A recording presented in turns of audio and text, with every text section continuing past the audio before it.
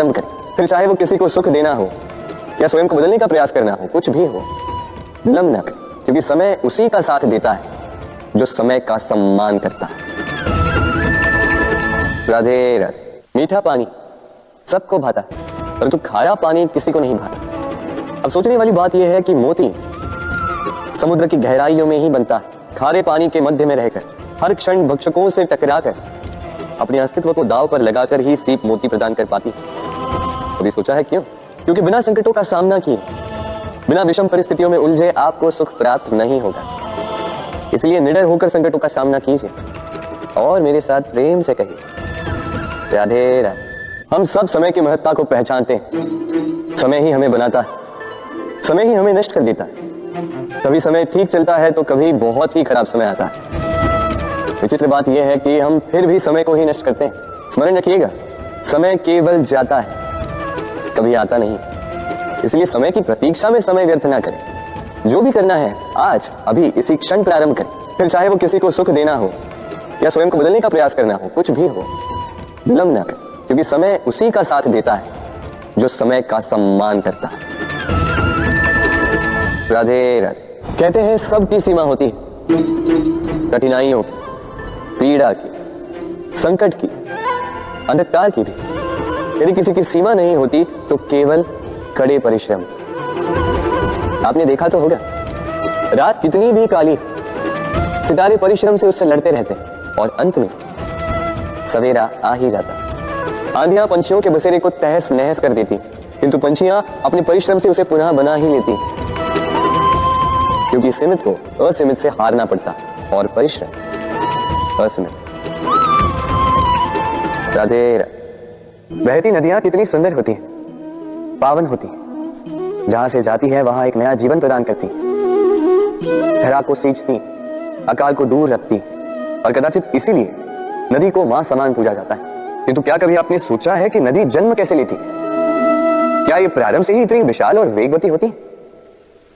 नहीं, वर्षा की छोटी छोटी बूंदें गिरकर मिलती एक सूक्ष्म धारा बनाती। ये धारा पर्वतों के हिम को काटते हुए, स्वयं में पिघलाते हुए, जल प्रपातों से गिरती, चट्टानों से टकराती और फिर जाके नदी बनती। इसी प्रकार ऐसे ही सीधे सीधे कोई महान नहीं बन जाता, छोटे छोटे प्रयास मिलकर एक विशाल व्यक्तित्व बनाते हैं। इसलिए जीवन में प्रयास करते रहिए, अस्तित्व अपने आप ही बन जाएगा। राधे राधे।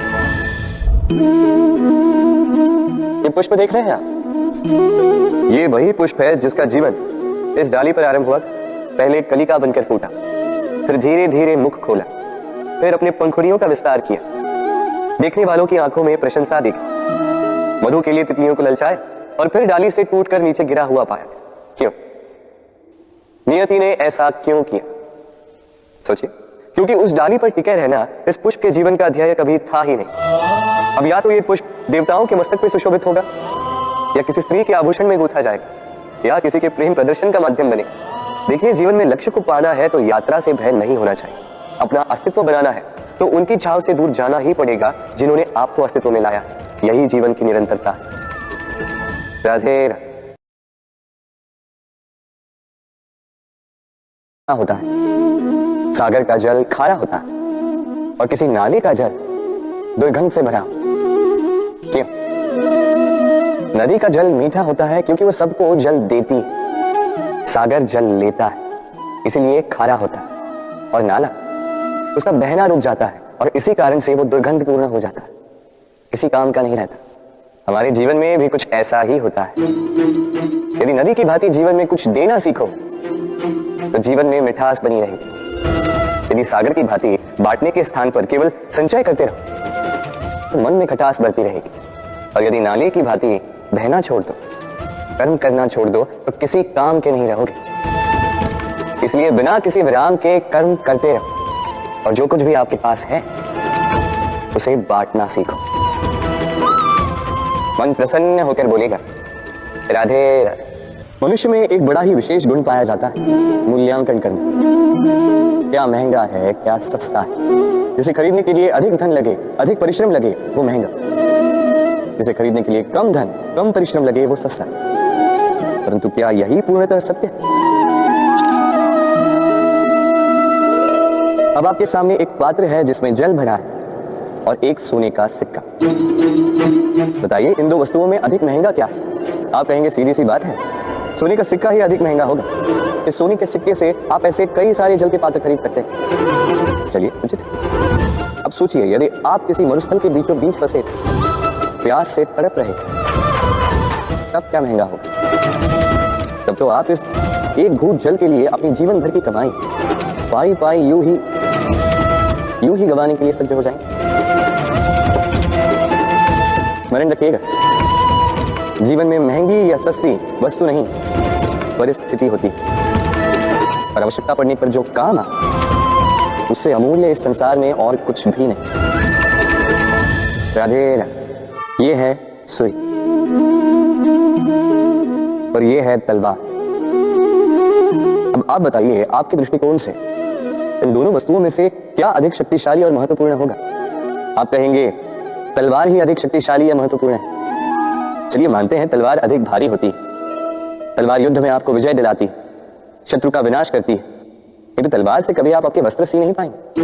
यदि पांव में कांटा चुभ जाए तो उसे आप तलवार से नहीं निकाल सकते, आपको सुई का उपयोग करना ही होगा।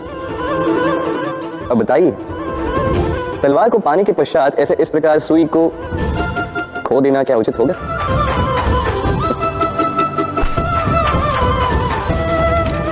इसी प्रकार जीवन में संपन्न मित्र पाने के पश्चात आपके उन मित्रों को न खोइए जो कम संपन्न हो, दरिद्र हो, क्योंकि वो आपके साथ तब थे जब आप कुछ भी नहीं थे, और आवश्यकता पड़ने पर वही आपके काम आने वाले हैं, संपन्न मित्र नहीं।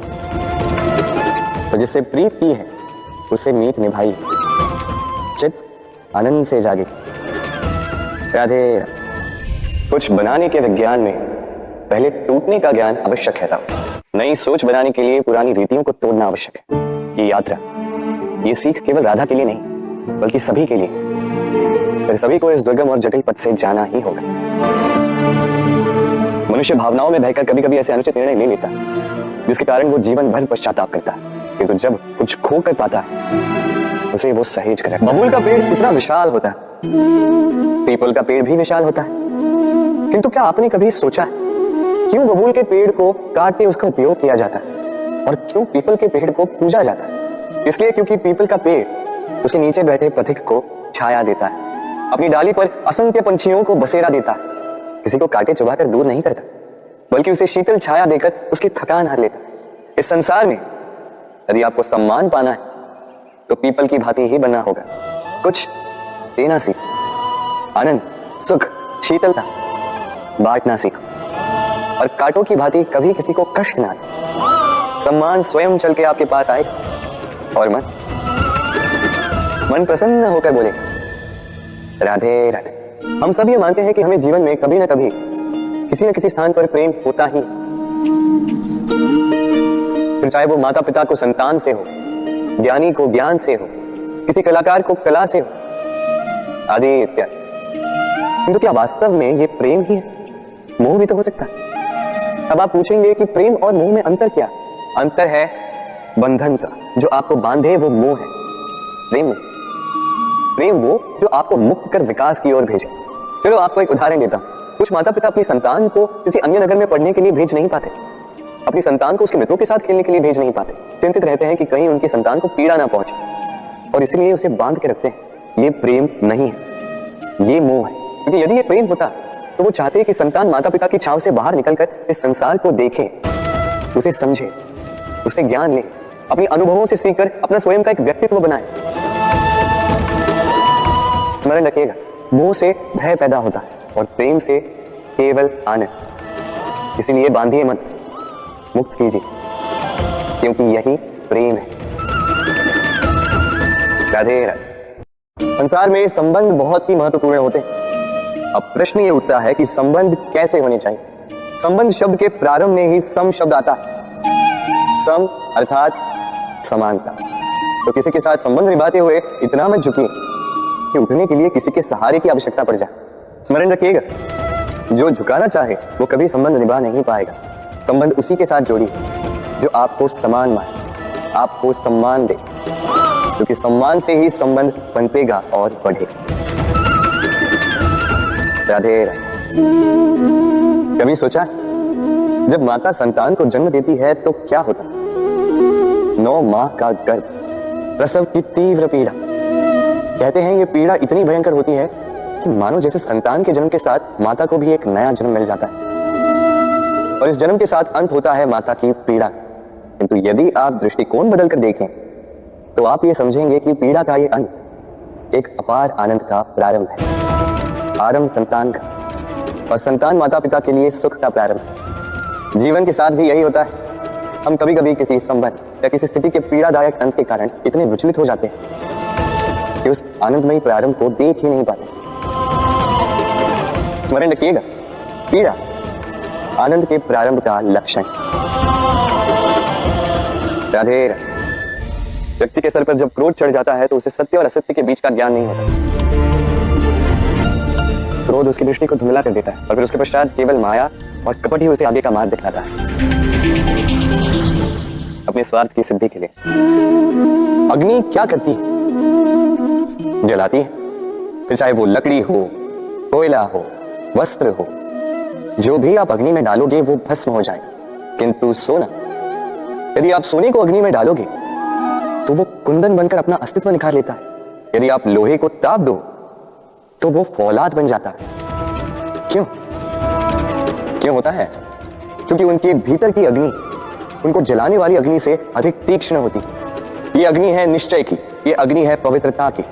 यदि आपका निश्चय दृढ़ हो, आपके विचार पावन हो, तो कुंदन बनकर निकलोगे, फौलाद बनकर निखरोगे, भीतर से बल पाओगे और कोई आपके साथ अनिष्ट नहीं कर पाएगा। राधे। व्यक्ति का जीवन क्या है? अब आप कहेंगे जन्म और मृत्यु के बीच का समय। और मृत्यु कब होती है? जब व्यक्ति श्वास लेना छोड़ दे, हाथ पांव चलाना छोड़ दे, सोचना छोड़ दे। ऐसा नहीं। देखिए, जल की मृत्यु तब नहीं होती जब वो सूख जाती। जल की मृत्यु तब होती है जब वो प्यास बुझाना बंद कर देती है। सूर्य की मृत्यु तब नहीं होती जब उस पर ग्रहण लग जाए या जब सूर्यास्त हो जाए। सूर्य की मृत्यु तब होती है जब वो भविष्य में इस संसार के जीवों को प्रकाश की आशा देना छोड़ दे। उसी प्रकार मनुष्य का अंत, उसकी मृत्यु तब होती है जब उसके भीतर की करुणा का अंत हो जाए। करुणा वो भाव है जो मनुष्य को मनुष्य बनाए रखती है, जो एक मनुष्य को किसी और मनुष्य का कष्ट, उसकी आवश्यकता का अनुभव कराती है, जो उसे बल देती है किसी और की सहायता करने के लिए, उसे पात्र बनाती है इस सृष्टि का नियंता बनने की। देखिए, संसार में मृत्यु केवल एक बार होती तो उससे पूर्व क्यों मरना? इस करुणा को क्यों मारना? स्वयं को मनुष्य बनाए रखिए, मृत्यु के पश्चात भी जीवित रहेंगे। राधे राधे। नवरात्रि का पर्व आरंभ हो चुका है और ये पर्व अत्यंत भव्य है क्योंकि ये पर्व जगत माता से जुड़ा है। माँ इतना छोटा सा शब्द है, लेकिन ठीक से देखो तो समस्त संसार इसी शब्द में समा है। माँ जो अपनी संतान के लिए हर संभव प्रयास करती है, कुछ भी करने के लिए सज्ज रहती है। माँ जिसका सबसे बड़ा गुण निश्चलता, मन में ना कोई पूर्वाग्रह, ना कोई भेदभाव, ना कोई छल कपट, और इतनी भोली होती है। संतान भले ही झूठा रो दे, माँ को लगता है कि कदाचित वास्तव में भूख लगी होगी। माँ चाहे जन्म देने वाली हो चाहे पालने वाली, स्वर्ग, ये स्वर्ग हमें माँ के चरणों के नीचे ही प्राप्त होता है। ऐसी माँ को हमारा शत शत प्रणाम। राधे। सहनशीलता माँ का दूसरा सबसे बड़ा गुण। कहते हैं कि धरती से अधिक सहनशील और कोई नहीं। उसे खोदने के पश्चात भी धरती हमें फसल देती है, किंतु माँ, ये माँ धरती से कम सहनशील नहीं। तनिक सोचिए, 9 माह तक संतान को अपनी कोख में रखना, क्या ये सहनशीलता कोई पुरुष दिखा सकता? क्या ये सहनशीलता कोई पिता दिखा सकता? स्त्री में शील भले, सहनशीलता की परिभाषा उसे मां बनने के पश्चात प्राप्त होती है। स्वयं का अस्तित्व भुलाकर संतान का अस्तित्व बनाती है। शिशु की लात खाकर भी आनंद से उसे दूध पिलाती है। ये होती है मां, और इसी मां जननी को हमारा शत शत प्रणाम। राधे राधे। मां का एक और सबसे महान गुण, स्वयं को ढालने की अद्भुत शक्ति। जिस प्रकार एक मां स्वयं को ढाल सकती है और कोई नहीं कर सकता। मां एक महानदी की भांति है जिसकी ऊर्जा असीमित है किंतु अहंकार बिल्कुल नहीं। जिस प्रकार एक नदी ढलान के अनुरूप मुड़ जाती है, उसी प्रकार एक मां अपने संतान के अनुरूप ढल जाती है, चाहे जैसी भी परिस्थिति हो। उसके सोने के समय के अनुरूप स्वयं का सोना, उसके जागने के समय के अनुरूप स्वयं का जगना। संतान की इच्छा का भोजन वो स्वयं का मनपसंद भोजन बना लेती। ये मां का आंचल ही तो है जो धूप में छाप बनकर आता है, जो शीत में कंबल बनकर आता है। मां ऐसी होती है कि संतान की निद्रा ना टूटे, इसलिए एक करवट सोने का अभ्यास कर लेती, और इतना स्वयं को केवल वही ढाल सकती है जो संतान की ढाल बन सकती है। इसी मां को हमारा शत शत नमन। राधे राधे। मां के दो और सबसे महान गुण, साहस और संबल। साहस ये कि वो अपने संतान के लिए कुछ भी कर सकती, और संबल ये कि वो अपनी संतान को कभी टूटने बिखरने नहीं देगी। तनिक सोचिए, जब भी आपको चोट लगती है, चीख से पूर्व मां का नाम मुख में क्यों आता है? तनिक सोचिए, जब आपको बल की आवश्यकता होती है, साहस की आवश्यकता होती है, आगे आप अपना मार्ग देख रहे हैं जो अत्यंत कठिन प्रतीत हो रहा है, तब मुख से मां की ही शपथ क्यों निकलती है? क्योंकि मां ही है जो हमें साहस देती है, मां ही है जो हमें सहारा देती है। मां जानती है कैसे हमारी उंगली पकड़ के हमें चलना सिखाना है।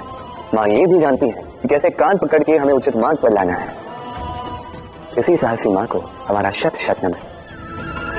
राधे राधे।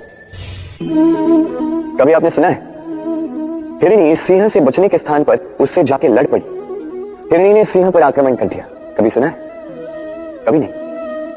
किंतु ऐसा हो सकता है, ऐसा होता भी है, और ये होता तब है जब हिरणी के शावक संकट में हो, जब उन्हें सिंह से प्राणों का संकट हो, तब हिरणी भी आके सिंह से लड़ पड़ती है, उसे भिड़ पड़ती है, क्योंकि वो मां है, और मां अपनी संतान के लिए कुछ भी कर सकती है। ये ममता है, ये जितनी कोमल हो सकती है उतनी ही कठोर भी हो सकती है, पर अपनी संतान के हित के लिए वो क्रोध की पराकाष्ठा पार करते हुए अपनी संतान की सुरक्षा करके ही रहेगी। और इसलिए तो मां संतान के जीवन की सबसे बड़ी ढाल कहलाती है। इसी मां को हमारा शत शत नमन। राधे राधे। करुणा वो भाव है जिससे संसार के सारे भाव जन्म लेते हैं, और ये समस्त संसार ये मां से जन्म लेता है।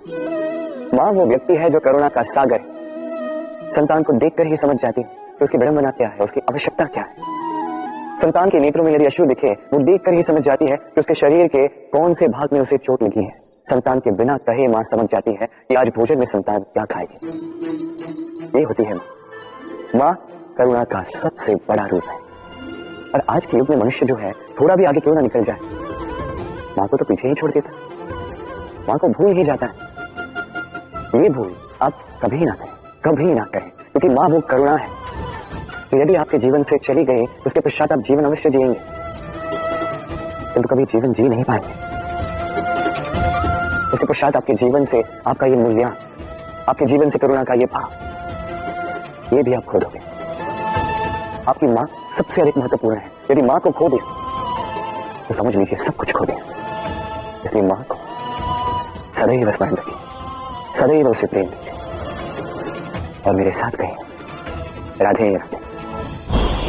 आज विजयदशमी, वो दिन है जब श्री राम ने रावण का वध किया। वो दिन है जब श्री राम ने लंका पर विजय प्राप्त की। लोग कहते हैं कि अच्छाई की बुराई पर विजय का प्रतीक है। इसे देखने का एक और रूप भी है। जी हाँ, ये प्रेम के विजय का भी प्रतीक है, ये परिवार के विजय का भी प्रतीक है। आपको तो ज्ञात होगा ही कि रावण महाज्ञानी था, महाशक्तिशाली था, महादेव का परम भक्त था रावण। अब जो व्यक्ति कैलाश पर्वत उठा सकता था, वो व्यक्ति स्वयं एक कटे हुए वृक्ष की भांति श्री राम के चरणों में गिरा हुआ था। क्यों? क्योंकि राम के साथ लक्ष्मण थे, वही रावण के साथ विभीषण भी नहीं था। एक और परिवार में बढ़ता प्रेम था, तो दूसरी ओर परिवार में बढ़ती तरह। स्मरण रखिए, यदि संसार पर विजय प्राप्त करनी है तो सर्वप्रथम परिवार में प्रेम बनाए रखना होगा। परिवार में केवल प्रेम बढ़ाइए, द्वेष कभी नहीं। अब सदैव सुखी रहें और जीवन की हर बाधा पर आप विजय प्राप्त करें। राधे राधे। देखिए, कल जो आने वाला है उसके लिए आज को व्यर्थ करना अनुचित है। हमें इस प्रकृति से यही सोच, यही सीख पानी चाहिए। आज का ये क्षण ये कल नहीं आए, और कल जो क्षण आने वाला है वो आज को किसी भी प्रकार से प्रभावित नहीं करता। बस इसी सीख को ध्यान में रखते हुए आप सभी निश्चिंत रहिए।